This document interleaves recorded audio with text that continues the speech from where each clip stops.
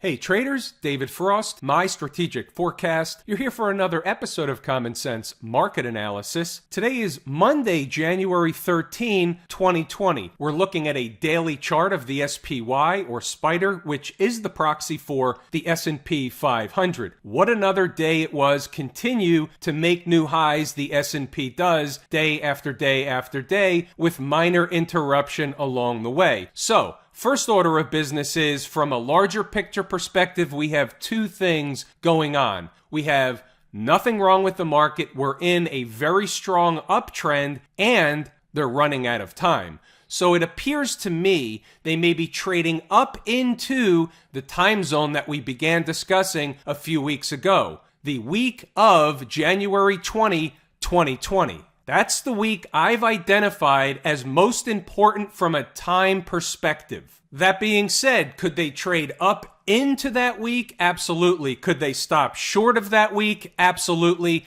We're in the zone. All right, let's move along, drill down a little bit, pick apart the markets, and see what we have while we look around the horn. Moving over to the ES contract, which is the S&P E-mini futures contract, we'll notice we're approaching another big fat round number. Inside the numbers, members began hearing about this number several days ago. Last Wednesday, for example, when they had that huge decline overnight, recovered, finished strongly for the day, that was one of those signs that maybe they want to go get another big fat round number. As they get closer, the big fatties end up acting as a magnet. It's like a magnetic force drawing the price up to a number, or in the other side, down to a number. So therefore, from a psychological perspective, either we come up short, spike it through, hit it on the nose. Nobody really knows, but the market has a tendency to be attracted to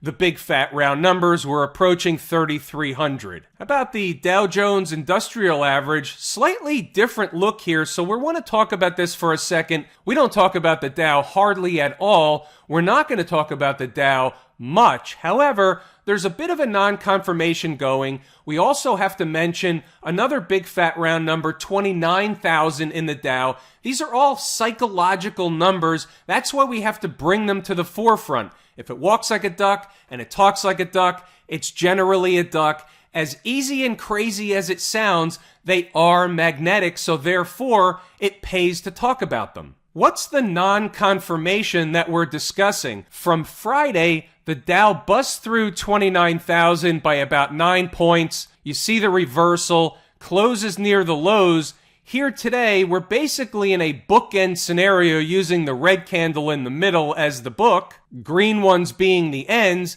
but we didn't make another new high today. When you take a look at the S&P 500 using the SPY, we are at and closed at the highs, so that's a non-confirmation. Let's continue discussing the SPY for a second. Friday, some questions came in about a potential reversal on Friday. Here's the problem. Yes, the candle could have been a reversal candle. The problem is it really a market reversal, or was it just a down day? Just because you see a reversal candle, that doesn't necessarily mean it's lock, stock, and barrel a market reversal. You need something behind a market reversal. What you need is institutional participation. Did you have any institutional participation on Friday? And the answer is not so much. Look at the volume for the last several days. Down here at the bottom. So for example, Thursday's volume was 48 million shares. Friday's volume was 53 million shares, slightly more, but not too much. And then you had today at 45 million shares. So when you talk about a high volume reversal, which we obviously didn't have, you want to see volume up here, like this candle here, 160, 200 million shares, something like that. That governs what other traders do because they see institutional participation. So selling begets selling, just like buying begets buying. On the flip side, do we have any institutional conviction buying on the upside today? No, we haven't. Again, same story with the volume. Doesn't mean that price isn't the absolute arbiter. It absolutely is. It was an up day. We're at new highs. You take it at face value for what it's worth. If it walks like a duck, talks like a duck, it's a duck until proven otherwise. However, is it a whole nother leg higher in the market? That's the real question. The question is this a runaway melt-up for another 5 or 10% before the market even takes a breather? My contention is, my work shows, no, it's not. We're running out of time. If I'm proven wrong, we'll know it sooner than later. What am I looking for in and around that time, anywhere before or slightly after that time frame of next week? We're looking for signs that institutions are reversing the market. They come in a variety of different flavors. They're taught in the course, Lazy E-mini Trader. Inside the numbers, I'll have them lock, stock, and barrel as soon as I can identify something going on. What do we have on the docket this week or in the near future? Things we need to know, stuff that's not necessarily on the table. It's stuff off to the side, simply on a whiteboard. We have the potential or the anticipated signing of phase 1 of the quote-unquote, and these are air quotes, China deal. Well, that's got to be baked into the market in some way, shape, or form.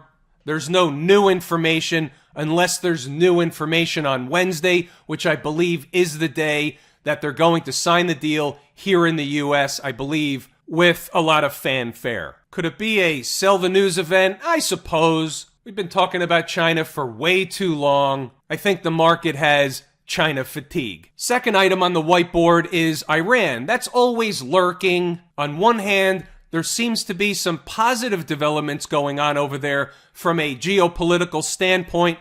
You have the people of Iran apparently finally revolting. Not finally, they've been revolting, but it's really accelerating against the leadership of Iran. The people of Iran want democracy. It's the hardliners that want the status quo. I'm going out on a limb here, it's just a guess, but I think the majority, and right, we're talking about the 80-20 rule. It's always the 80-20 rule. My guess is the 80-20 rule says 80% of the people in Iran would rather have a way of life similar to what we have and that exists in Europe and Australia and a lot of other places as opposed to the one they have now. They're in an economic stronghold and the people are feeling the pain. And I guess ultimately that's really the point. Let the people of Iran have the last say. That's ultimately what democracy is about. Off the soapbox, back in our lane, that was an unintended short hop. Here is an intended short hop. I'm going to show you everything from inside the numbers today, whether some of it was actionable information or not. You might as well see the commentary. I know traders like to see the commentary. So we scroll up a little bit. There's also some stocks on the move. We'll take a look at those a little bit later. We've got our eye on the market for both things that are possible. We're the umpire. You never know what you're going to get on a Monday morning, or really any morning for that matter. You can get a gap in crap. You can get a runaway market. You never know what they're going to hand you, so we have to have eyes wide open coming into the morning session. We always take a look around the horn, and you can stop and start the video at will. I'm going to scroll up, and you can read at your leisure. Today was also one of those days where the market really went to sleep pretty early, got into an early chop shop formation, grinding higher chop shop formation, and that's basically the way it went out. There's not a lot else you can do in a market like that. If you hop on and you're willing to ride it long, that's fine. Most traders just take a look at that and they find something else to do, something else to trade, something else that makes sense because it's a very slow market and it can be a version of torture. In this case, it went straight up at the end of the day, but a lot of times it just winds up in a chop shop all day long, and traders are waiting for a move, and a lot of times it just doesn't happen. Stocks on the move today, we had two stocks hit their price objective. We're going to take a look at both. Why? Because there's a teachable moment, there's learnable stuff in each chart. You'll see here the fourth and fifth one down, EXEL, EXAS, that wasn't planned. It's just a coincidence. However, we know there are no coincidences. But in this case, I'm not going to argue the point. First, we'll look at EXAS. Appears to be a bit of a shit show at first glance, and it really was at the end of the day. However, let me explain exactly what happened because not everything is always as it appears. The stocks go on the board early in the morning. As early as I find them, they start going up on the board. Once in a blue moon, a stock will move before the opening bell to the point where it begins accelerating at or slightly right before the opening bell. That's a case of what happened today in EXAS. So we'll go over the specifics. The first price at 97.01, the stock gapped below it at the end, or in the beginning, I should say, and therefore it's off the table. 94.99, if traders were looking to pick that level off, and yours truly was, you were filled with that hesitation, and it sliced through like a hot knife through butter, going down to the 92.50. Now here's the trick. I added the 92.50 and adjusted the stop, and remember, it's an hourly stop, so at the opening bell, the stop really doesn't come into play. Some traders might not have seen the third price target show up on the page, as they may not have refreshed the page close to the opening bell. I always recommend to do that. It says it in the notes right next to where it says must read. So net, here's what happened.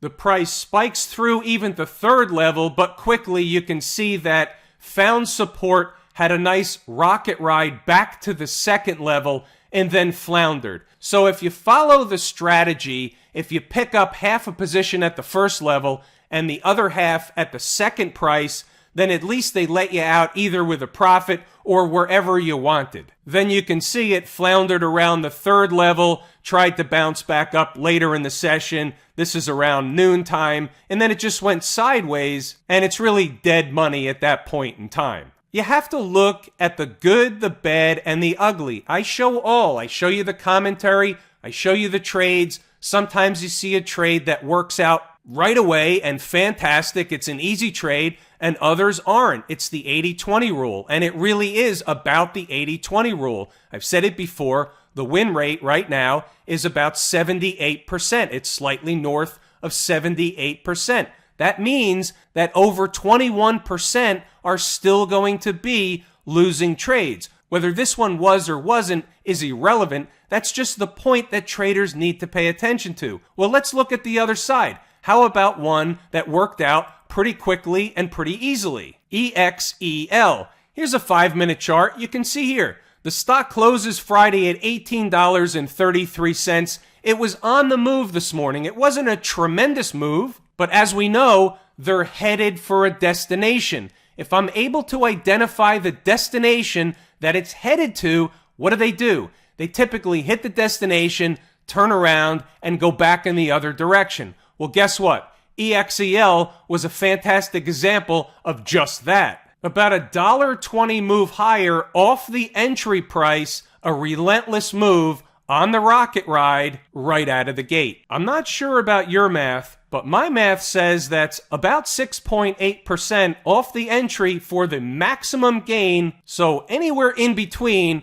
is what traders were available to put in their pocket. Back in our lane, taking a look over in Camp IWM. Another non-confirmation. Now, we've been discussing this one for several days, and it's still doing the same thing that we discussed last week, which is essentially forming or trading in a bearish wedge-ish formation. Has not made new recent highs, so you can't help but notice it's a non-confirmation or a divergence from the S&P 500. Now here's what we do with these things. If you've been around a while, you've heard me say this many times before, so we'll say it again. The divergences don't last for very long. One way or the other, they catch up with one another. Either the IWM and other markets are going to get up and go up in the northern direction, or the S&P 500 is the fake out or the non-confirmation, and it's going to turn around and go back in the other direction. We don't know exactly which one yet. I have my ideas, but if you're playing the umpire, we take the market at face value. The S&P's at new highs. It's the arbiter of last price that's speaking. If it walks like a duck and talks like a duck, it's a duck. The Nasdaq's screaming higher. The S&P's screaming higher. We've been here before. They're headed to a destination.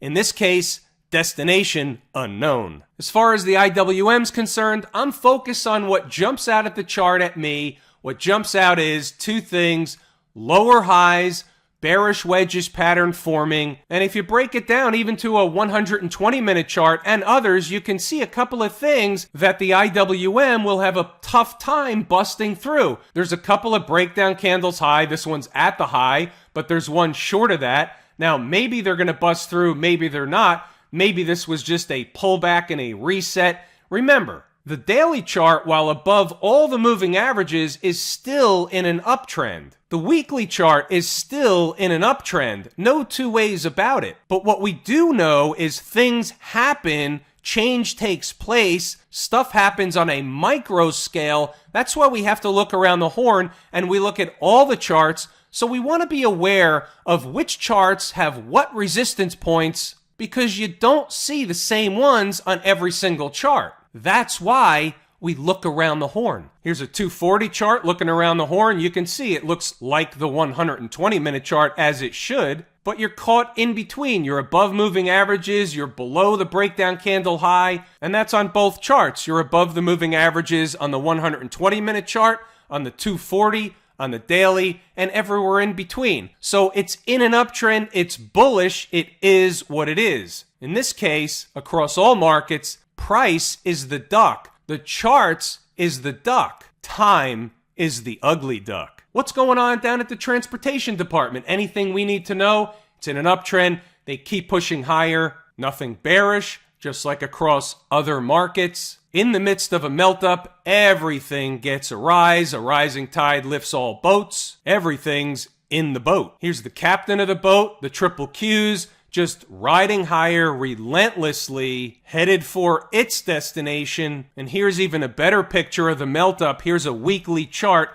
You can see the moving averages continue to rise. They have been running in parallel, which is bullish in and of itself. Look how far away we are from home base. For those of you that haven't been around for a while, I like to call the 20-period moving average home base.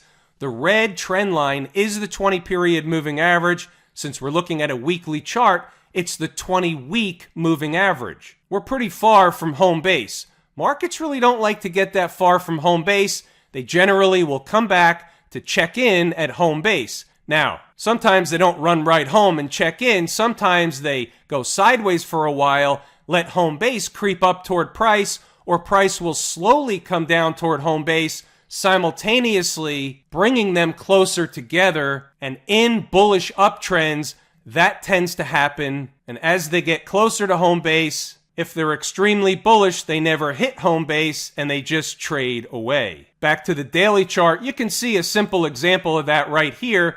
The market started coming back toward home base. Home base was riding up to price. They never hit home base, and here they are taking off again to the upside. How about the XLF? Do we have anything relevant or interesting going on in the XLF? We have an important number on the page, $30.98. If you remember, that's a monthly number. What does that mean? It means it's only relevant on the close of the month. It was relevant at the close of 2019. It's going to be relevant once again at the close of January 2020. As far as I'm concerned, the XLF is making a bullish pattern in an uptrend. That's the duck. Until and unless that changes, that's the duck. Another duck, the SMH, which is a pretty good proxy in and of itself for the tech sector. Another duck in an uptrend. Nothing wrong with this market. It's not telling us any opposing or diverging information from the tech sector whatsoever. And with that, folks, it's a pretty good place to pull the ripcord for today. Before I do that, I will thank each and every one of you. I appreciate each and every one of you. Without you, these videos are not possible. I'm David Frost, my strategic forecast. Thanks for tuning in for another episode of Common Sense Market Analysis.